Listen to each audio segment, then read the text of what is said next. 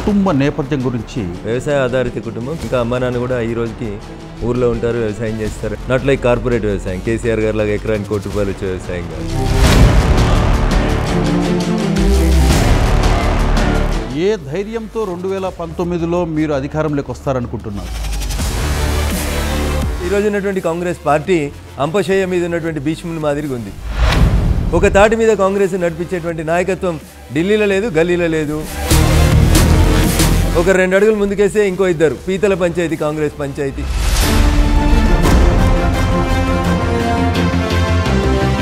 %12 మైనార్టీలకు రిజర్వేషన్ ఇస్తా అని చెప్పి ఈ సమాజాన్ని హిందువులుగా ముస్లింలుగా విడదీయాలని చూస్తున్నటువంటి గౌరవ చంద్రశేఖరరావు గారి పాలనలో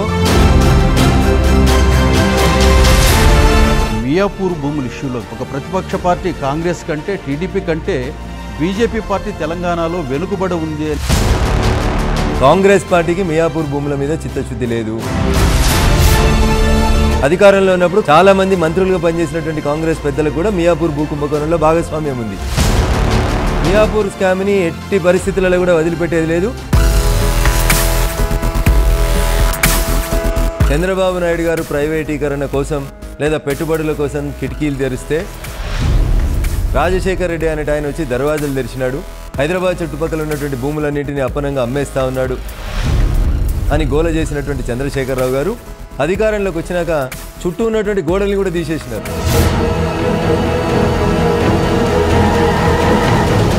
మీరు కలిసి తిరిగిన రోజుల్లో కేసీఆర్ మనస్తత్వాన్ని మీరు పసిగట్టలేకపోయారా? అవసరార్థం టీఆర్ఎస్ పార్టీ వాడుకుంటుంది, అవసరం తీరిన తర్వాత టిష్యూలాగా బయటికి పడేస్తుంది. టీఎస్ఎస్ని టీఆర్ఎస్లో విలీనం చేసిన నరేంద్ర గారు ఏం దూరం పోలేదు. తల్లి తెలంగాణ పార్టీ పెట్టి గొప్ప గ్లామర్ తోటి ఉన్నటువంటి విజయశాంతిని అవసరం కోసం తెచ్చి విలీనం చేసుకొని అవసరం తీరిపోయినాక ఎట్లా బయటికి పంపించినారో చూసినారు. రేపు కేశవరావు గారి పరిస్థితి కూడా అంతకు భిన్నంగా ఉంటుందనో, లేకపోతే డి శ్రీనివాస్ గారి పరిస్థితి అంతకు మెరుగ్గా ఉంటుందనో.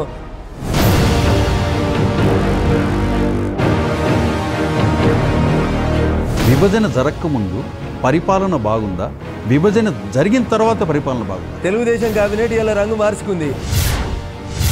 పసుపచ్చ కలర్ వెళ్ళిపోయి గులాబీ రంగుకి వచ్చింది. అంతకు మించి ఏం కొత్తగా వచ్చింది?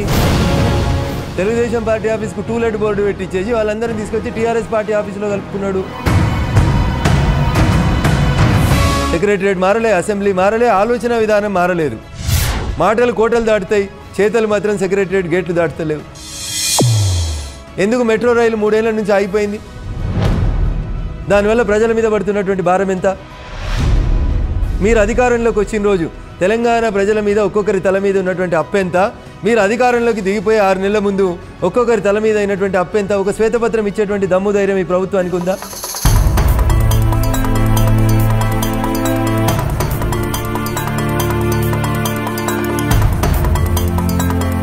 కవిత, కేటీఆర్, హరీష్ రావు, కేసీఆర్, ఈ నలుగురిలో ఇప్పటి వరకు ఎవరన్నా మీకు టచ్లో ఉన్న వ్యక్తులు ఉన్నారా? వాళ్ళు ఇప్పుడు వాపును చూసి బల్బు అనుకునేటువంటి స్థితిలో ఉన్నారు.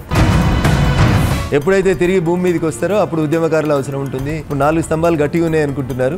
ఈ మధ్యలో ఒక స్తంభం కొంచెం లుకలుకలు అంటున్నట్టు కనబడతా ఉంది. ఎవరా స్తంభం? అది జగమెరిగిన సత్యమే సార్.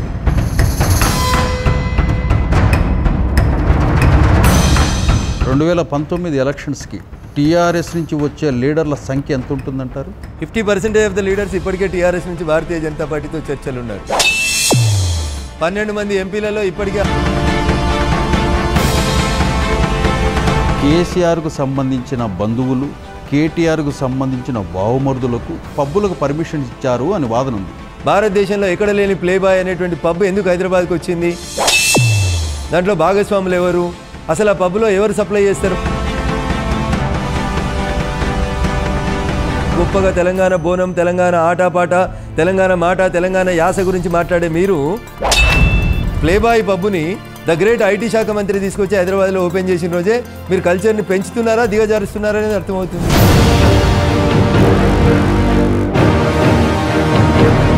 అడిగితే తప్పంటే ఎట్లా? నాయన నరసింహారెడ్డి గారు నన్ను మాట అడిగారు. నేను నా రక్త పరీక్షకు, శల్య పరీక్షకు, అవసరమైతే శీల పరీక్షకు కూడా సిద్ధం. కానీ గౌరవ హోంమంత్రి గారు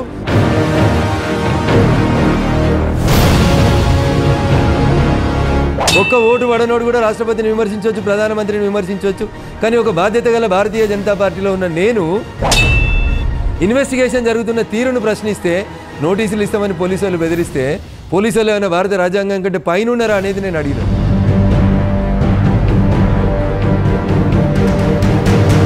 స్కూళ్ళ పేర్లు బయటికి రావు, విద్యార్థుల పేర్లు బయటికి రావు, సంతోషం. సాఫ్ట్వేర్ కంపెనీల పేర్లు బయటికి రావు, వీళ్ళందరూ మంచోళ్ళు.